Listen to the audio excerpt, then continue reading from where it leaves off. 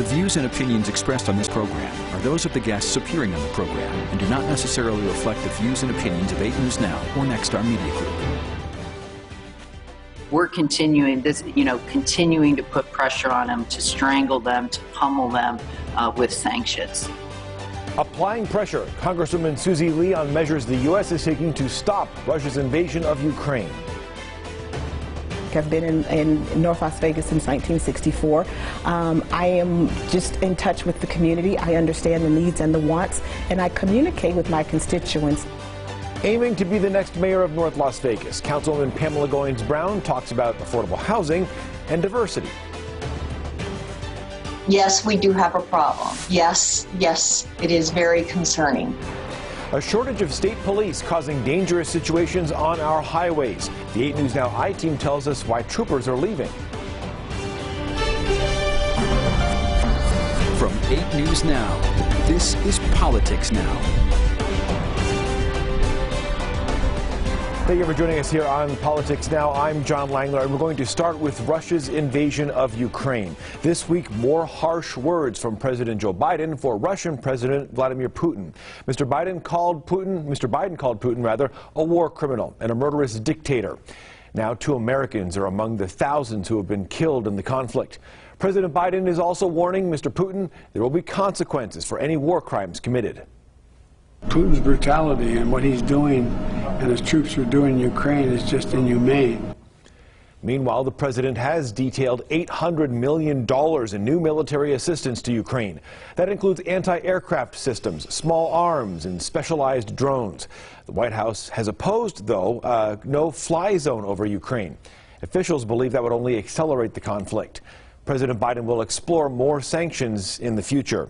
The question is, though, are those sanctions enough? More than 3 million refugees have already left Ukraine.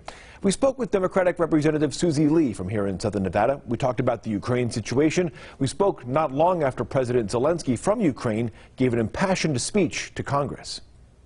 You heard the president really plea for no-fly zones for the planes from Poland. I'm not sure how much of that you can address, but when you talk about getting more done, is it enough? And what else would you like to do? Yeah, listen, when you talk about a no-fly zone, I mean, in order to have a no-fly zone, you have to patrol it and implement the no-fly zone, which would require us to shoot down Russian jets, which would require the United States to send our men and women to Ukraine and potentially get shot down themselves. We need to make clear we do not want to stumble into World War III. But we can do everything at our fingertips and at our disposal. Obviously, that has an impact here at home. You know as well as I do that the gas prices in southern Nevada right now are, I think it's the second highest in the country, maybe third behind California and Hawaii. What do you tell your constituents that are going to the gas station in your district and are paying $5, sometimes $6 a gallon to fill up their cars? Yeah, I mean, right now the average price of gas in Nevada is over $5 a gallon, and it obviously has an impact on everyone's pocketbook. Filling up your gas tank going to and from work, many families not taking trips because of the price of gas. And so it's certainly something that we in Congress are paying a heck of a lot of attention to. I will say that, we have seen the price of crude oil go down 30% from the same price from this time a month ago, but you're still continuing to see prices go up at the gas pump, which is why I joined my colleagues in signing a letter to the administration to investigate and hold hearings on this price gouging being done by our oil companies. And we already saw yesterday the Senate started hearings, and we're going to start those hearings here in the House of Representatives. For the full interview with Congresswoman Lee, just head to 8newsnow.com. All right, let's talk about the look ahead to the 2022 election season. More candidates are now finalizing their campaigns and actually submitting their names officially for the race. Nevada Senator Catherine Cortez Masto put in the paperwork for her re-election up in Carson City this week. Former Attorney General Adam Laxalt and Wounded Warrior Sam Brown are the two favorites for the Republican nomination to run against her. A change of heart for Las Vegas City Councilwoman Michelle Fiore. On Twitter, she abandoned her bid for governor. Instead, Fiore says she's going to run for state treasurer. Fiore first entered the gubernatorial race in October. Fiore dropping out sort of thins out a busy Republican gubernatorial primary. New polling, as you see on your screen there, shows Clark County Sheriff Joe Lombardo with a slim lead. The poll comes from the company Public Policy on behalf of Democrats. Former Senator Dean Heller and North Las Vegas Mayor John Lee are close behind, but a quarter of voters who were polled say they're not sure who they'd vote for. After several questions aimed at questioning Lombardo's conservative credentials, support tapered off in that poll. There is one surprise entry in the governor's race now, former Clark County Commissioner Tom Collins, the only Democrat who has filed to run against incumbent Governor Steve Sisolak in the primary. Collins has been criticizing Governor Sisolak nearly every day on Twitter. So far there are 5 candidates now running for North Las Vegas mayor, and here are the candidates so far. Nevada Assemblywoman Pat Spearman, who is also a veteran and a pastor. Pamela Goins-Brown is running. She's been on the North Las Vegas City Council since 2011 and has served as mayor pro tempore twice. Nathan Atkins is a businessman who served in the military, and Robert Taylor owns the Fata Mall barbershop franchise and a host of other stores in the city. Laura Perkins is a university regent and former planning commissioner, and Jesse Addison, who had a career in the military and in law enforcement. All 6 candidates for mayor in North Las Vegas are black. Now, current City Councilwoman Pamela Goins-Brown hopes to make history and be North Las Vegas's first black mayor. She's a Democrat, although the race for city elections is technically nonpartisan. Goins-Brown was first elected back in 2011. Some of her opponents say term limits should keep her from becoming mayor. We asked Goins-Brown to respond. I think my opponents know that I would make the best mayor candidate, so they are resorting to a legal stunt. And so I have confirmed with multiple experts on these issues, and I don't have any problem with term limits. You are sort of leading fundraising right now. Mm-hmm. What do you think sets you apart from the other candidates who are running right now? I'm on the ground daily. I'm in the community. I know this community like I've been in North Las Vegas since 1964. I am just in touch with the community. I understand the needs and the wants, and I communicate with my constituents often. And I consider myself a problem solver, whether I'm fixing a pothole or working on bringing our city back from financial ruins. I'm pretty versed in all of those things. North Las Vegas is a diverse community, obviously, and you yourself and others who are running for mayor, it would be the first African-American black person to be mayor of the city. Yes. In terms of representing the community, do you believe it is important to have someone in that position to be able to speak to the community a little bit better?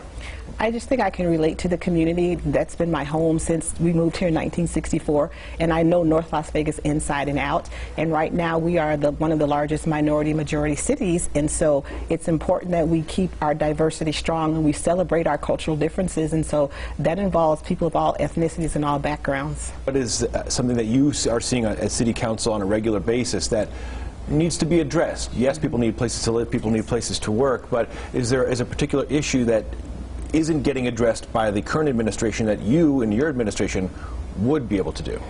Right now, we have a council that's very cohesive, and we work very, very great together. And our long-term goal is just redevelopment in some of our mature neighborhoods, and that will be our downtown area. And I think that's a challenge that we are working on currently, and it's just ink on the paper right now. And so you're going to see a North Las Vegas downtown area like no other. Your background is in education, yes. Obviously. You were in the schools, public schools for what, 35 years? Yeah. Who's counting? 35 years. There have been some challenges with Clark County School District recently. We've been asking a lot of candidates about resurrecting the idea of splitting up Clark County School District. North Las Vegas, and you in particular, have done some interesting and innovative things with schools during the pandemic and afterwards. What would you do as mayor to try and facilitate that, to try and improve education, to try and get the kids the schooling they need? We have launched an educational advocacy committee, and they had their first meeting last week, and they were just seated just to go over the nuts and bolts about how to conduct a public meeting. But the goal of that committee is to, what I call, offer wraparound services to our North Las Vegas schools. We feel that North Las Vegas has been disproportionately represented as far as staffing and curriculum issue and, access to quality education and high quality seats.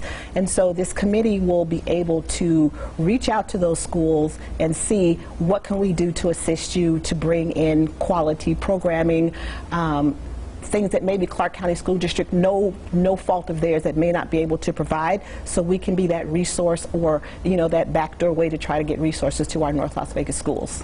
Do you think Clark County School District should be broken up? At this time, after putting together a micro school in 3 weeks, our Southern Nevada Urban Micro Academy, and what it takes to put that together, I don't want to tackle that just yet. It's a lot. It's very intense. There's a lot of moving parts. And we will try and speak with the other candidates for North Las Vegas mayor here on Politics Now as the campaign goes on. Nye County commissioners have unanimously voted to get rid of electronic voting machines. But there's a snag. The county wants to get rid of the Dominion voting machines. They've been the focus of conspiracy theories about the 2020 election being stolen. Instead, Nye County, the commissioners want to do an all-paper, hand-counted election for 2022. However, the Nye County election clerk says she doesn't have the resources to make that kind of change.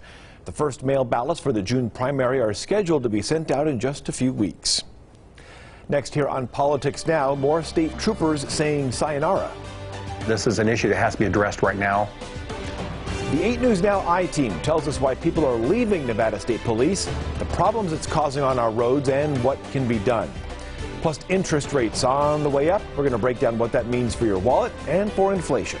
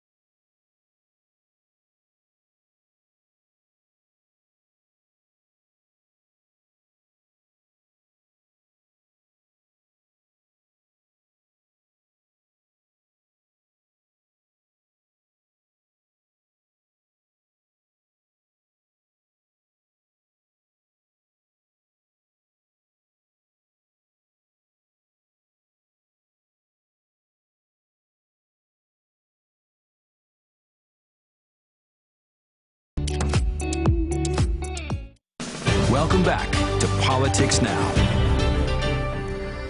A question from our 8 News Now I-Team. Why are Nevada State Police troopers being paid less than their counterparts? Well, this week we showed you that there's a lack of troopers, and it might be affecting our safety. Now, overnights, sometimes there are just 4 Nevada State Police troopers on our roads. The I-Team's David Charnes looks at why there are so few applicants signing up. Yes, we do have a problem. Yes, it is very concerning. Concerning because the lack of men and women patrolling Nevada's highways could mean more danger on the roads. The very viability of our state police is in jeopardy because of lack of personnel. Those comments during an interim meeting of a legislative committee in December. We have shifts, day shifts that have 6 troopers working the valley. As the 8 News Now I-Team reported Monday, Nevada State Police Highway Patrol is having a rough time retaining employees and attracting new ones. Overall, we're well over 150 positions short. Hiring has been extremely difficult. Applications are few and far between. Pay and retirement benefits are big reasons why. More than 20% of a trooper's salary is automatically taken out for retirement. A state law requires an employer to cover a police or fire employee's retirement contribution, but the state of Nevada is exempt. Data from the state lets us compare area police salaries. A sergeant in Henderson can start at $100,000 a year compared to $81,000 for Metro and $55,000 for state police.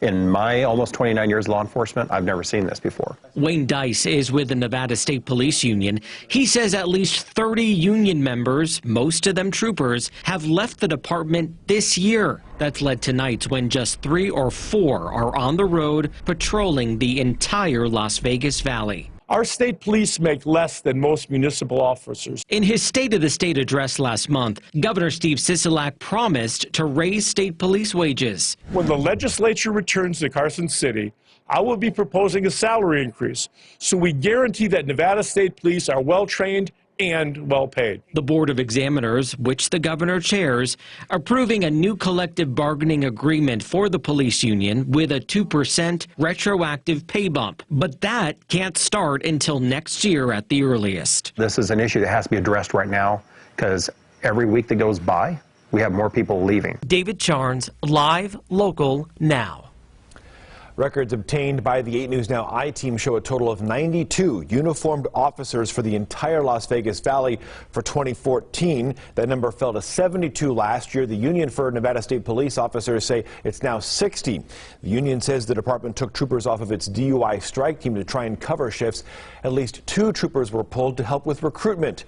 The job posting right now for entry-level officers at the Department of Public Safety shows 65 vacancies. This is affecting the lives of our citizens. People are dying. It's incumbent upon the citizens of this state to take this seriously. Governor Sisolak 2 years ago when he announced Nevada will close for business because of the coronavirus. Certainly a lot has changed since then 2 years ago. It's baffling to think about how much is different in just 2 years. Joe Moeller looks at how the pandemic is still affecting Las Vegas. I wear sweatpants on the bottom most of the time. Sarah Evans says the pandemic changed her lifestyle. When the pandemic hit, we shut it down temporarily, only to never return. Her business, Evans PR, went remote like many others. March 2020, the Strip shut down and fears of a recession-like impact kicked in. The tourism industry shut down, the economy as a whole really slowed down, and then we started to see this ramp up in activity. Brian Gordon from Applied Analysis says what didn't slow down was the real estate market. He says in 2021, more than 75,000 people surrendered out-of-state licenses. People's ability to work remotely also helped bring folks in and allowed them to generate additional demand in the housing market. The idea of working from home prompted many to move. I get a lot of calls out of state, a lot of people from the surrounding states. Real estate agent Rosetti Gutierrez Yui says she still gets clients who are going to be here working remote. Mainly because the value and price. During the pandemic, the city of Las Vegas launched a campaign on LinkedIn to show people why living in Las Vegas is a good option when working remote. The city had more than 3,000 connections on LinkedIn due to that campaign. We have clients who are remote, decentralized, so nobody has an HQ. Evans says it's been a success as more companies are going remote, especially when trying to set up a meeting. It's really not a hard sell to get them to come to Vegas to meet up. And that was Joe Moeller reporting another impact. Gordon mentioned rent. It's gone up substantially during the pandemic. He doesn't see that slowing down anytime soon. Next on Politics Now, getting our schedules on track. The reasons the Senate says it has passed a bill to get rid of daylight saving time. Plus, the Federal Reserve announced an interest rate hike. I'm Alexandra Limon in Washington. Coming up, we'll take a look at how that will impact inflation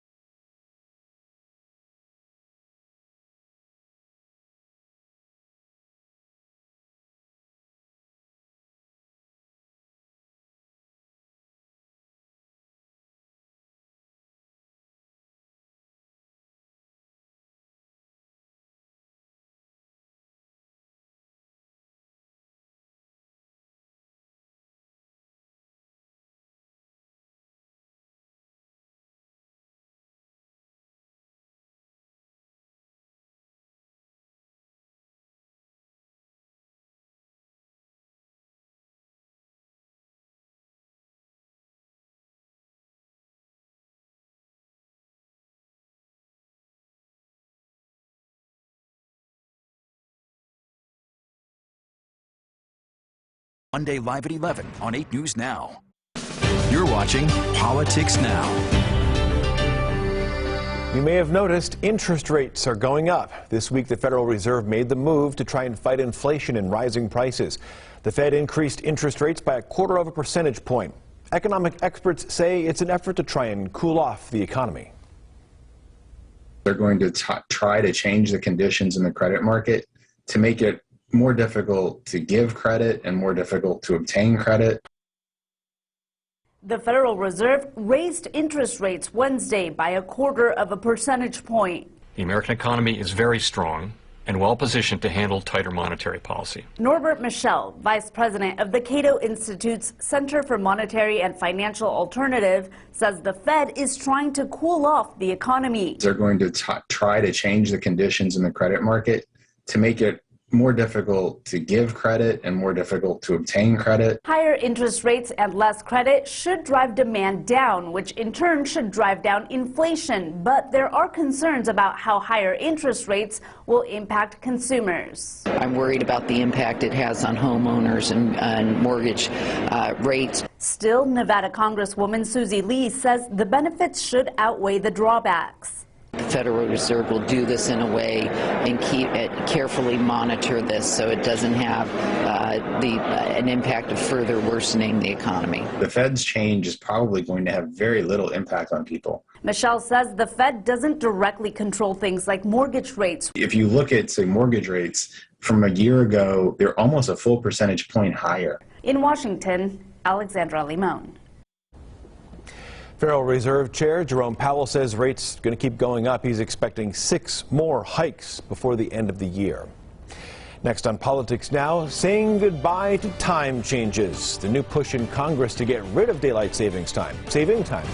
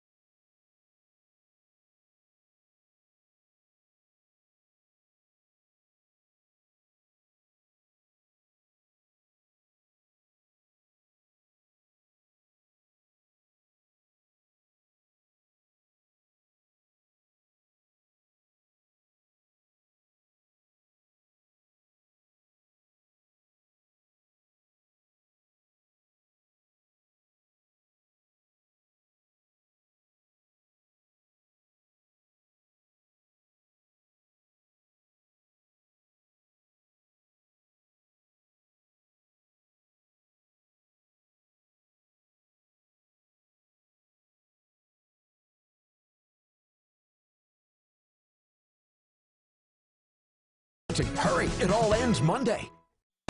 You're watching Politics Now. Something maybe we can all agree on. This week, the Senate voted to do away with daylight saving time. The bill still needs to pass the House, though, and get the president's signature. Both Nevada senators voted to end the 1-hour time change, which we just went through, of course. New Jersey Democratic Congressman Frank Pallone says it is time for a change. This is all an inconvenience, but unfortunately, the changing of our clocks has impacts on our health and our economy.